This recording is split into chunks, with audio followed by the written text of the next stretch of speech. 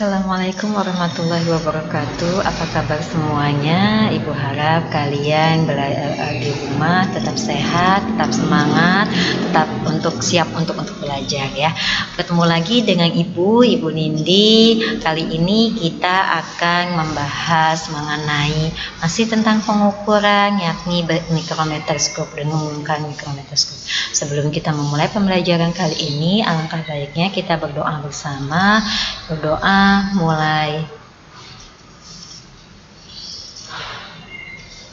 Berdoa selesai. Baik, kita akan mulai pertemuan kali ini tentang pengukuran besaran panjang, yakni dengan menggunakan mikrometerskop. Baiklah, kita akan memulai pembelajaran kali ini masih tentang pengukuran besaran panjang, tetapi dengan menggunakan mikrometerskop. Oke, kompetensi dasar yang akan kita capai untuk pertemuan kali ini yakni tentang menerapkan konsep pengukuran dari berbagai besaran yang ada pada diri sendiri, makhluk hidup lain, dan benda-benda di sekitar, serta pentingnya penggunaan satuan standar baku dalam pengukuran. Menyajikan data hasil pengukuran dengan alat ukur yang sesuai pada diri sendiri, makhluk hidup lain, dan benda-benda di sekitar dengan menggunakan satuan baku dan satuan tidak baku. Oke, tujuan pembelajaran pada pertemuan kali ini yakni kalian dapat melakukan pengukuran besaran panjang dengan menggunakan mikrometerskop. Kalian dapat membaca skala hasil pengukuran dengan menggunakan mikrometerskop. Kalian dapat melakukan pengukuran besaran massa dan kalian dapat melakukan pengukuran besaran waktu. Kita mulai dari alat ukur yang pertama yakni mikrometerskop. Di sini ada gambar mikrometerskop beserta bagian-bagian dari mikrometerskop. Sebelumnya perlu kalian ketahui bahwa nilai skala terkecil dari mikrometerskop yakni 0,01 mm. Ibu ulangi, skala terkecil dari mikrometerskop adalah 0,01 mm. Oke, kita mulai. Di sini ada ruang ukur tetap atau rahang tetap. Kemudian di sini ada rangka yang berbentuk setengah lingkaran, ini adalah rangka. Kemudian di sini adalah ruang ukur gerak atau rahang gerak. Kemudian di sini ada kunci penyetel, fungsinya untuk mengunci ketika benda tersebut sudah kita letakkan dengan benar ya. Kemudian di sini ada skala utama ya, skala utamanya ini dalam satuan milimeter. Jadi ini 0 mm, yang paling bawah ini adalah 0,5 mm, 1 mm, 1,5 mm, 2 mm, 2,5 mm, 3 mm, dan seterusnya. Ini skala tetap dengan silinder tetap. Kemudian di sini sebelahnya ada skala putar dengan silinder putar ya. Satu skala di sini adalah 0,01 mm. Ibu ulang, untuk skala putar atau skala nonius, satu skalanya bernilai 0,01 mm. Kemudian di sini ada pemutar kasar ya, kemudian ada gigi putar itu untuk pemutar halus ya. Kemudian bagaimana sih cara menggunakan mikrometerskop? Yang pertama adalah kita harus meletakkan objek yang diukur diletakkan menempel dengan bagian poros tetap. Kemudian yang kedua, bagian timbal diputar hingga objek terjepit. Jadi pemutar kasarnya itu kita putar sehingga objek terjepit oleh poros tetap dan poros gesernya. Selanjutnya, bagian kacat dapat diputar untuk menghasilkan perhitungan yang lebih presisi. Jadi setelah pemutar kasar itu kita putar dan benda terjepit dengan sempurna, maka kita putar dengan pemutar halus. Fungsinya untuk apa? Untuk menghasilkan perhitungan yang lebih presisi dengan menggerakkan poros geser secara perlahan sampai bunyi tik ya. Kemudian setelah yakin bahwa objek benar-benar terjepit di antara kedua poros, hasil pengukuran dapat dibaca di skala utama dan skala nonius. Bagaimana sih cara membaca skala mikrometerskop? Oke, kita lihat di sini, ini ada skala utama ya anak-anak, kemudian ini adalah skala noniusnya. Tadi ibu udah katakan bahwa skala utama satu skalanya adalah 1 mm, berarti 0,5, 1, 1,5, 2, 2,5, 3, 3,5, 4, 4,5, kemudian muncul di bawah sini, berarti ini adalah 5,5 ya. Ini skala utamanya 5,5 atau di sini 5 mili ditambah 0,5 mili, dan kita ambil yang satu garis lurus dari skala utama ini. Ini ada satu sumbu utama ya. Kita ambil yang satu garis lurus yang mana nih? Yang ada angka apa yang ditunjukkan oleh garis berwarna merah ya. Ini adalah berapa?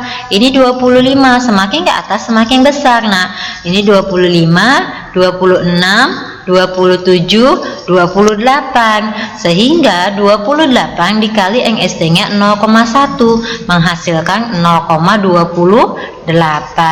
Jadi nilai pembacaan skalanya adalah 5 mili ditambah 0,5 mili ditambah 0,28 mili. Hasilnya adalah 5,78 mili. Oke.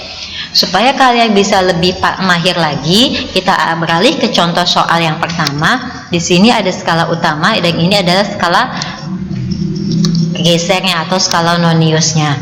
Di sini 0, 1, 2, 3, 4. Lihat anak-anak, di bawahnya ini belum muncul, sehingga skala utamanya adalah 4. Betul, skala utamanya adalah 4 mm. Bagaimana dengan skala noniusnya?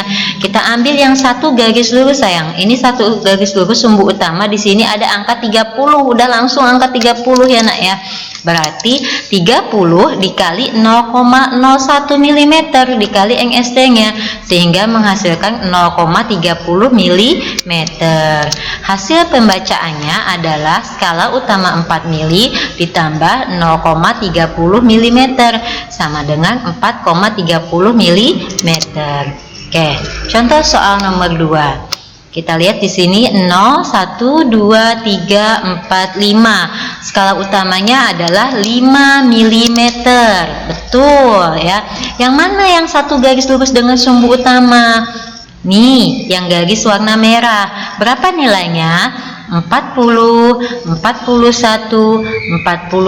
Ingat ya, yang semakin ke atas itu nilainya semakin besar.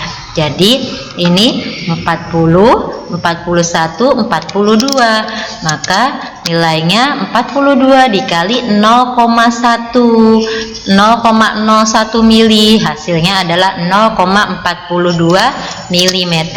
Hasil pembacaannya skala utama ditambah dengan skala noniusnya, 5 mm ditambah 0,42, hasilnya adalah 5,42 mm. Oke, Ibu harap kalian paham ya sayang. Oke, contoh soal nomor 3 supaya kalian tambah pintar ya. Oke, di sini ada skala utamanya 0, 1, 2, 3, 4. Lihat anak-anak, di sini sudah muncul di bawahnya, sehingga 4 ditambah 0,5 jadi 4,5 mm ya, muncul di bawahnya. Skala utama yang terbaca adalah 4,5 mm. Kemudian bagaimana untuk skala noniusnya? Di sini angka 10 sayang. Ini skala sumbu utamanya yang garis lurus ini kita tarik. Nah, di sini habis 10 angka 11 dikali 0,01 mm, hasilnya adalah 0,11 mm. Maka pembacaannya adalah 4,5 mili ditambah 0,11 mili menghasilkan 4,61 mm. Oke, kita lanjut yang kedua, yakni tentang pengukuran besaran massa. Oke,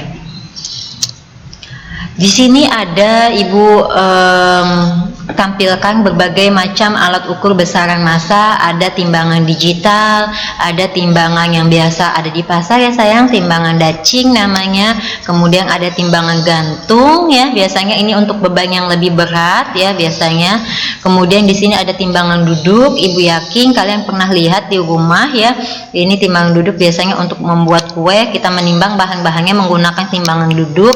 Kemudian ada neraca, ini juga sama timbangan ya sayang.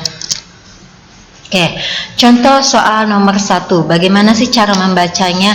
Di sini ada neraca 3 lengan sayang ya. Neraca 3 lengan artinya apa? Dia memiliki 3 lengan ya. Lengan pertama di sini menunjukkan angka 5. ini dalam satuan gram ya, jadi 5 gram. Angka kedua ini menunjukkan 20, berarti 20 gram. Angka ketiga menunjukkan 100, berarti 100 gram. Oke, hasil pembacaannya 5 gram ditambah 20 gram ditambah 100 gram. Hasilnya adalah 125 gram. Gampang ya anak-anak? Oke, contoh soal nomor 2. Di sini ada timbangan neraca haus 3 lengan juga sayang ya. Oke, lengan pertama itu menunjukkan angka 400 gram, lengan kedua itu menunjukkan angka 50 gram, lengan ketiga menunjukkan angka 3 gram. Maka hasil pembacaannya tinggal dijumlah aja sayang. Jadi 3 gram tambah 50 gram tambah 400 gram menghasilkan 453 gram. Oke. Di sini ada timbangan berat badan ya, timbangan berat badan ada yang analog, ada yang digital. Apa bedanya Bu? Kalau yang digital udah langsung bentuknya angka sayang, ketika kamu naik ke timbangan badan tersebut gitu kan, maka langsung tertera angkanya. Misalkan ini ada seorang anak kecil nih ditimbang ya menggunakan timbangan digital, langsung tertera angkanya 11,2 kg. Tetapi untuk timbangan analog itu harus kita lihat dia menunjukkan jarumnya angkanya kemana sayang ya. Di sini antara 50 sama 60 ada 10 skala, sehingga satu skala di sini adalah 1 kg. Berarti 50, 51, 52, 53, 54, 55, 56. Sehingga berat badan orang tersebut adalah 56 kg. Oke.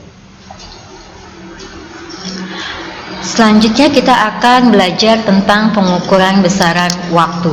Di sini Ibu tampilkan berbagai macam alat ukur besaran waktu, mulai dari arloji. Ternyata kita itu memakai arloji itu untuk mengukur besaran waktu. Kemudian ada jam pasir, kemudian ada stopwatch digital, ada stopwatch analog, kemudian ada jam matahari. Baik, kita lanjutkan kembali untuk pengukuran besaran waktu. Contoh soal yang pertama adalah di sini ada stopwatch. Kalian suruh membaca stopwatch ya. Untuk yang lingkaran kecil di bagian dalam ini satuannya adalah menit. Satu skala di sini adalah menit ya. Kalau misalkan satu putaran berarti 60 menit atau 1 jam. Kemudian skala yang bagian lingkaran bagian luar ini adalah detik skalanya ya sayang. Di sini ada 5 detik, 10 detik, 15 detik, 20 detik dan seterusnya. Oke, di sini kebetulan sudah ada angka warna merah ya.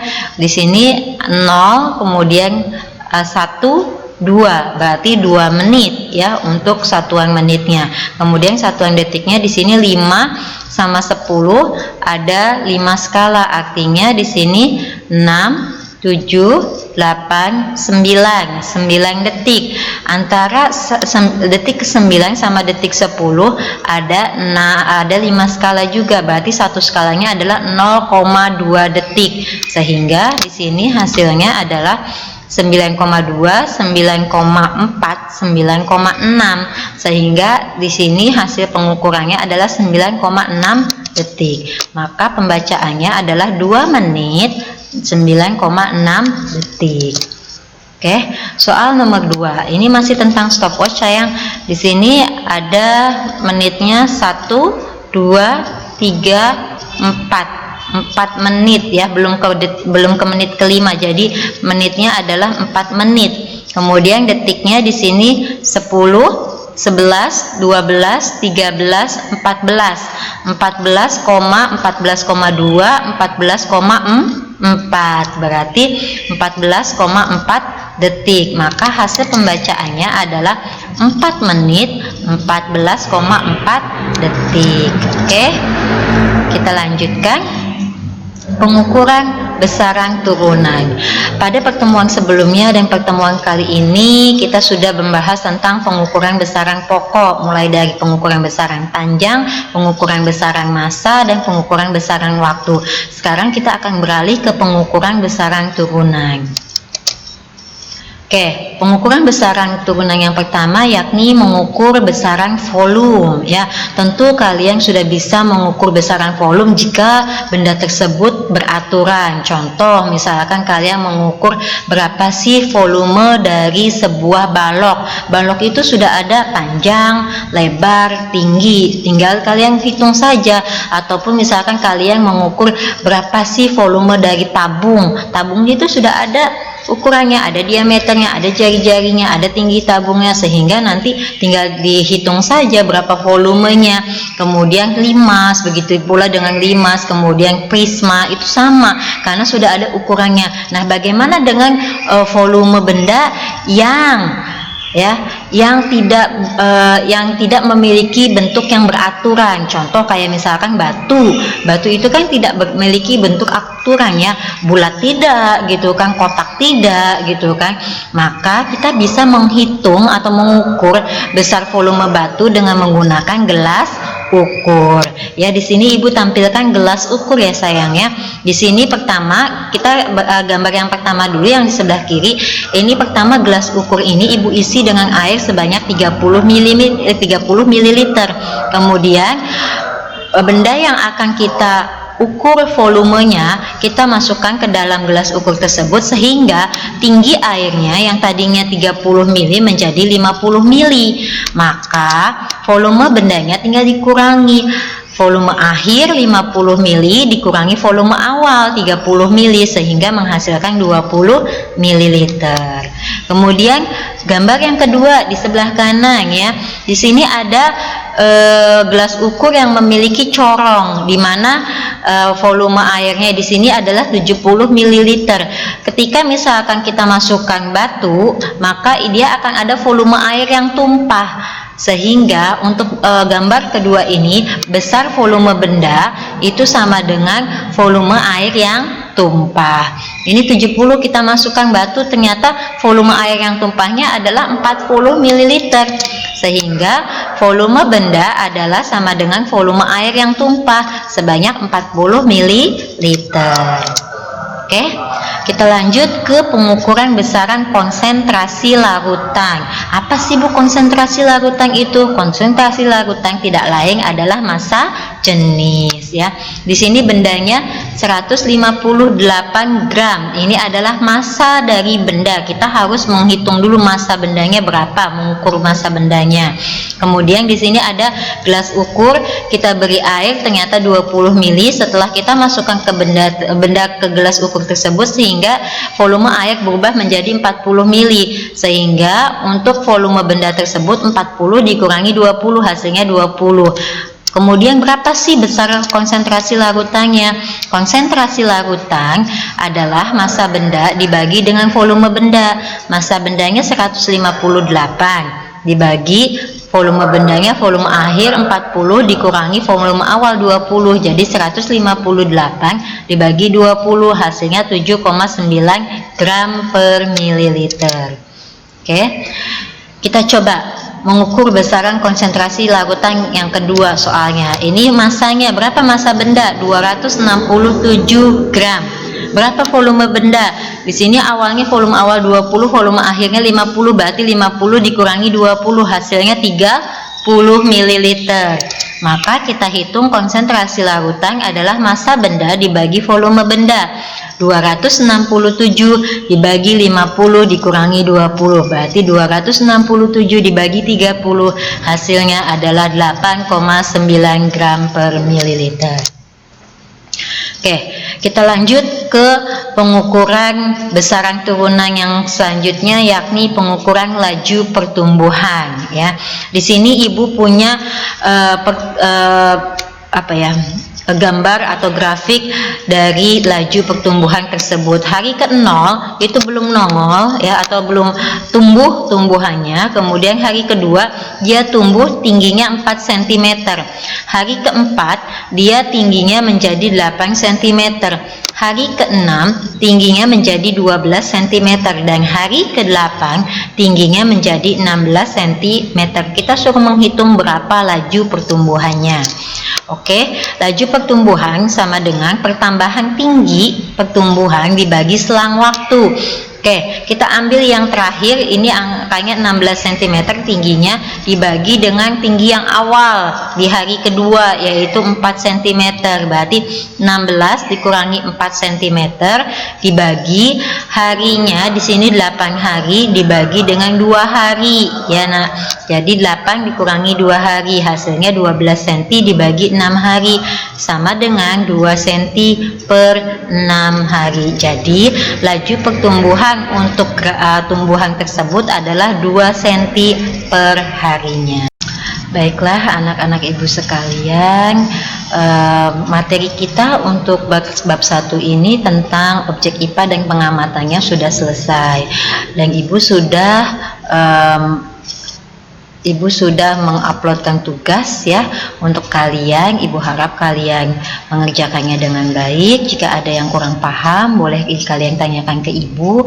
Kemudian nanti setelah itu kita akan mengadakan tes. Ibu harap kalian belajar dari pertemuan pertama ya tentang objek IPA dan pengamatannya, kemudian tahapan metode ilmiah, besaran satuan, kemudian masuk ke pengukuran besaran panjang mulai dari meteran, kemudian mistar dan micrometers group, kemudian jangka sorong, kemudian masuk ke pengukuran besaran massa, pengukuran besaran turunan, kemudian langsung masuk ke pengukuran laju pertumbuhan. Oke, jaga kesehatan selalu. Sampai jumpa di pertemuan selanjutnya. Assalamualaikum warahmatullahi wabarakatuh.